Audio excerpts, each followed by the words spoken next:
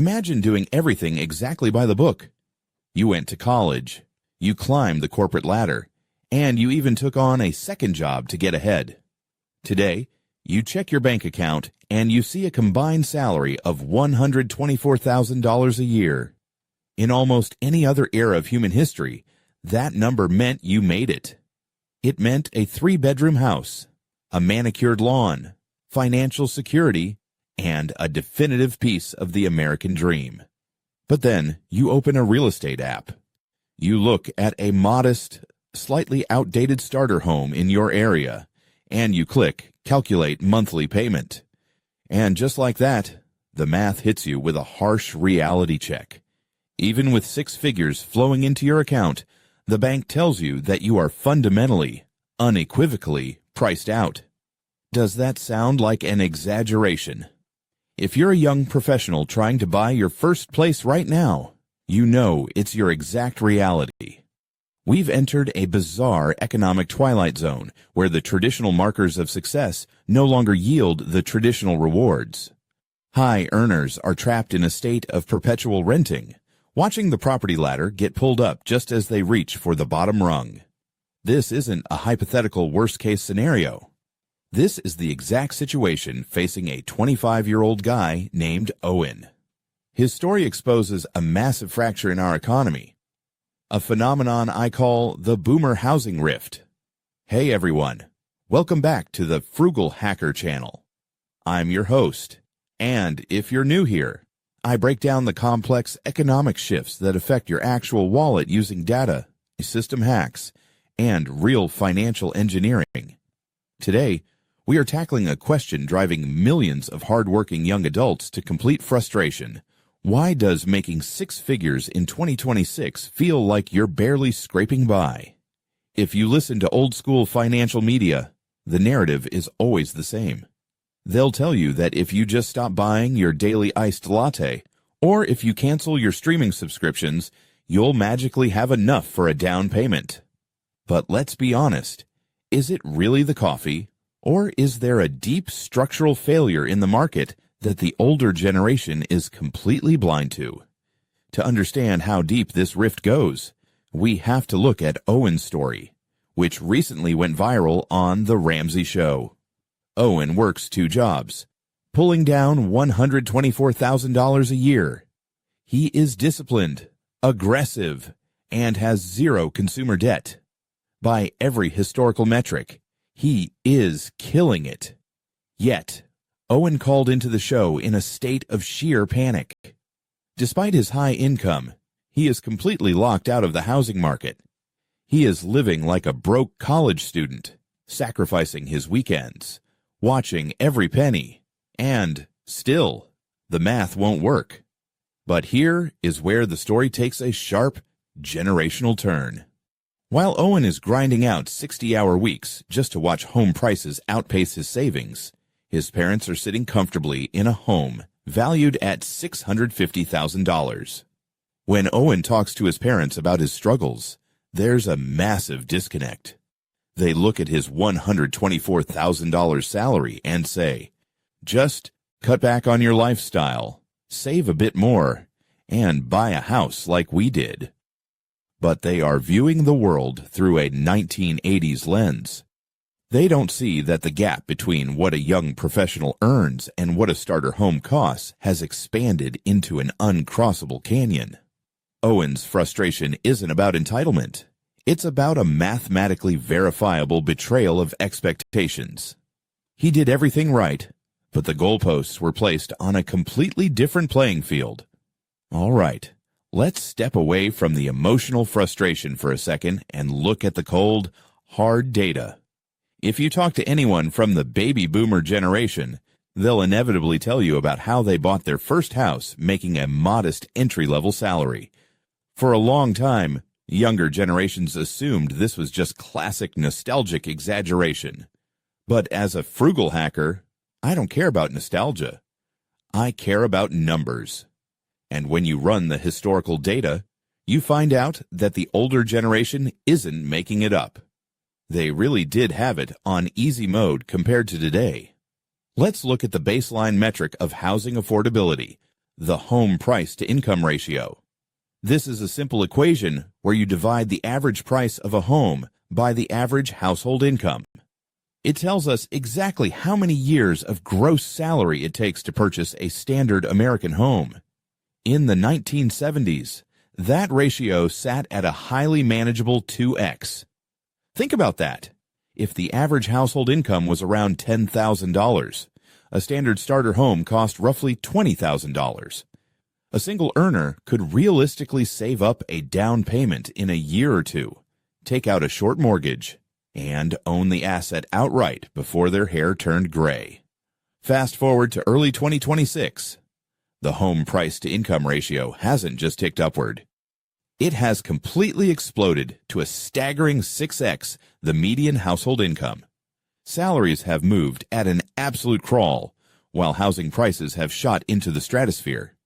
For a high earner like Owen making $124,000, a home that aligns with his level of income is sitting at that $650,000 mark. That is over 5 times his individual income, even with his intense dual-job hustle. The basic entry fee into the middle class has tripled in cost relative to what we earn. But the price tag is only half the problem right now. The bond market has slammed the door shut on cheap borrowing. To understand why mortgage rates are staying stubbornly high, we have to look at the 10-year Treasury yield, which is currently hovering up near 4.6%. Think of the 10-year Treasury yield as the ultimate anchor for the entire credit market, because lending money to the government is considered completely risk-free. It sets the absolute floor for all other loans. Banks tack on a massive risk premium, typically 2 to 3 percentage points to cover their own risk and formatting, which locks modern 30-year fixed mortgage rates in a crushing grip between 6.5% and 7.5%.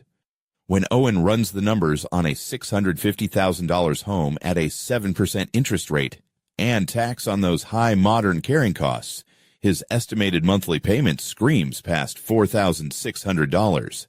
And that's where the math stops him dead in his tracks. Under strict banking rules at time 0.3s, underwriters look at your debt-to-income ratio, or DTI. They mandate that your housing costs shouldn't exceed 28% to 36% of your gross income. For Owen, that $4,600 payment eats up a massive 45% of his gross monthly pay. He doesn't just feel priced out, he is mathematically ununderwritable. This is the exact structural reality that built the wealth of Owen's parents. Their $650,000 home didn't magically appear out of thin air, and they didn't necessarily outwork Owen to get it. They built their equity on a financial foundation that simply no longer exists. They bought into a market where real estate was valued as a place to live rather than what it is today. A hyper-financialized asset hoarded by corporate investors and squeezed by a massive supply shortage. Owen is trying to sprint up a down escalator that's set to maximum speed. If you use any online mortgage calculator, it asks for 3 basic inputs: the home price, your down payment, and the interest rate. You hit enter, it spits out a neat little number, and you think, okay, I make $10,000 a month before taxes. I can squeak by and afford this. But relying on that number is the fastest way to a financial bottleneck. In the world of personal finance hacking, we have a saying: the mortgage is the maximum you will pay for your housing every month, but the rent is the minimum. When you rent, your landlord handles the broken AC unit, the leaking roof, and the rising municipal fees. When you buy, you are the landlord. And in 2026, the gap between that clean, theoretical mortgage payment and the actual, real-world cost of home ownership has mutated into an absolute roadblock. This brings us to the hidden killers of the housing market: carrying costs that have skyrocketed completely out of control. Let's look at the data driving this silent crisis. Over the past few years, we've witnessed an unprecedented spike in property taxes and homeowners insurance across the country. Local governments, struggling with inflation themselves, have aggressively reassessed home values to collect more tax dollars. At the same time, private insurance companies, battered by rising construction material costs and climate risks, have radically increased their premiums. The result? A literal shadow payment that gets tacked onto your housing bill every single month. We aren't talking about an extra $50 here or there. For a standard $650,000 home, not the exact kind of property Owen's family owns. These combined carrying costs can easily add an extra $1,000 a month to a standard mortgage payment. Think about what that does to your purchasing power. That is an extra $12,000 a year vanishing into thin air. It doesn't pay down your loan. It doesn't build equity. It is a pure cash drain. And the worst part? It's completely variable. Even if you lock in a fixed interest rate for 30 years, your property taxes and insurance premiums can and will climb every single year. To see how this plays out in real life, let's look at Owen's specific numbers. Time equals, quote, 0.5 seconds, quote, / greater than on paper. Pulling in $124,000 a year across 2 jobs sounds like an absolute luxury. That translates to a gross monthly income of roughly $10,330.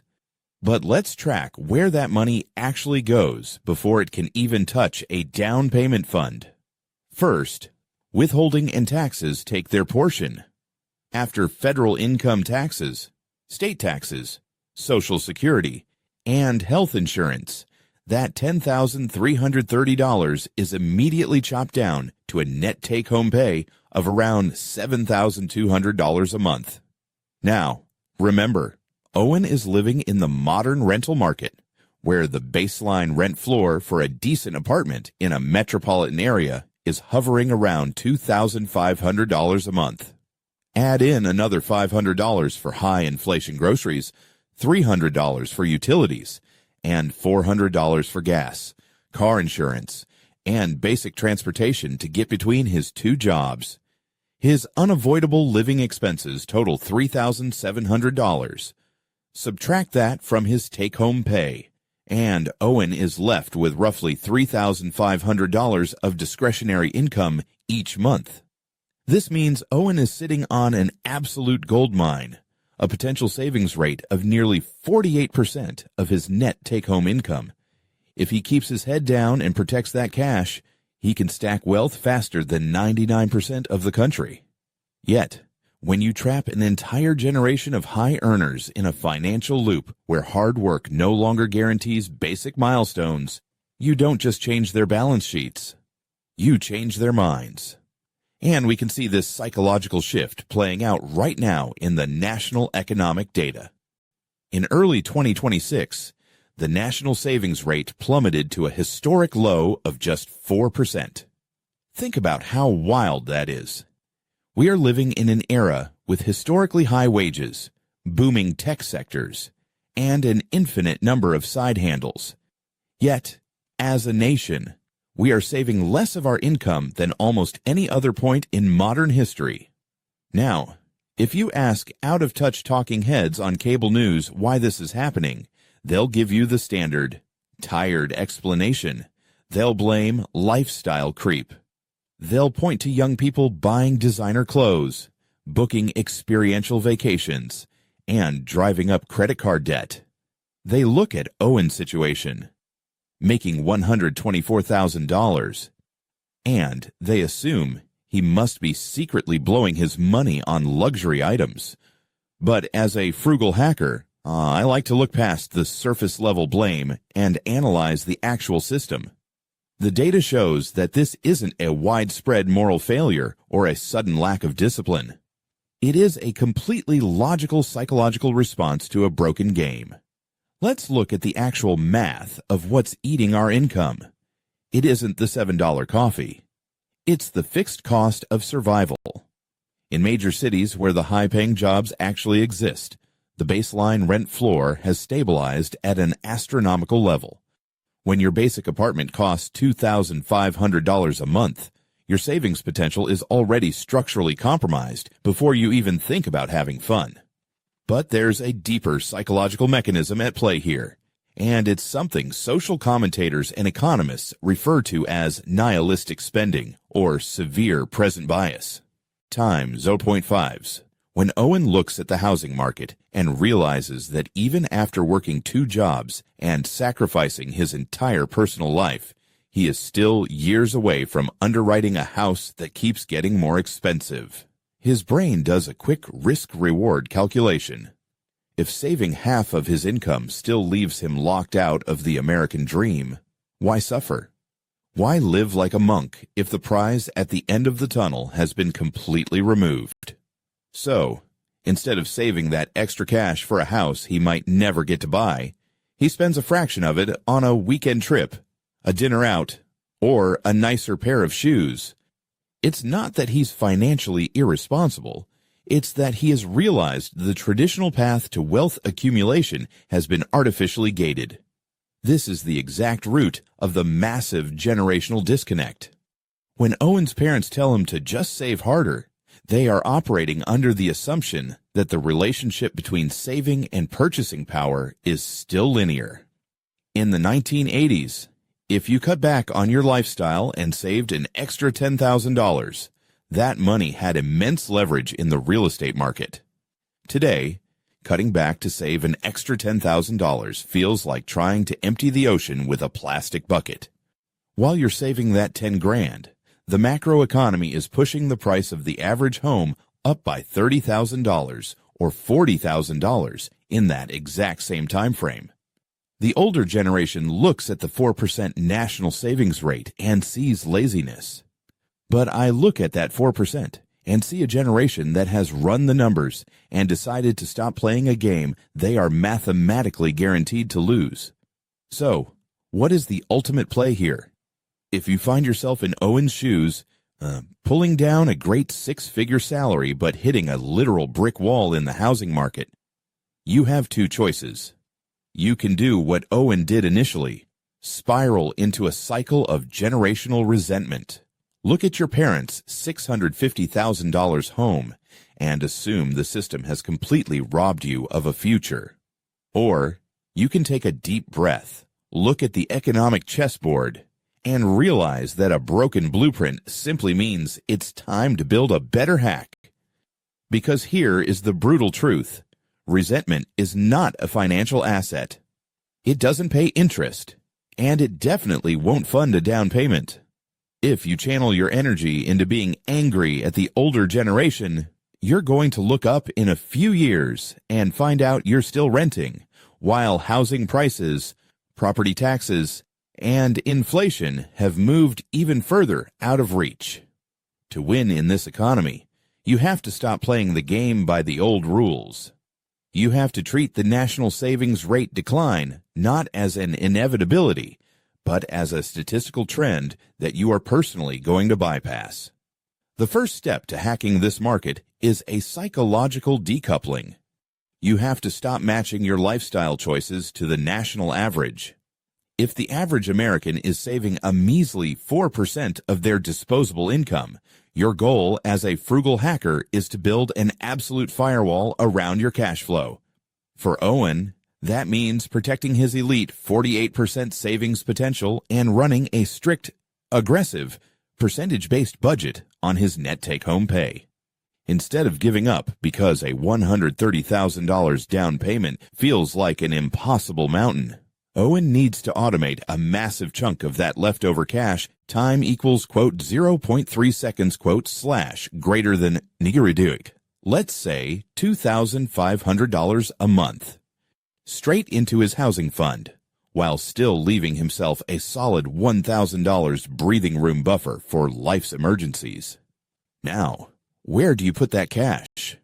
In this environment, you do not gamble your short-term housing fund in volatile growth stocks or speculative crypto, especially on a tight 3-year horizon. Instead, you weaponize the exact macroeconomic force that is keeping mortgage rates high. You make elevated interest rates work for you. You automate your savings directly into a high-yield savings account or short-term certificates of deposit, which are currently yielding a lucrative 4.5% to 5.25% alongside the central bank's benchmark rates.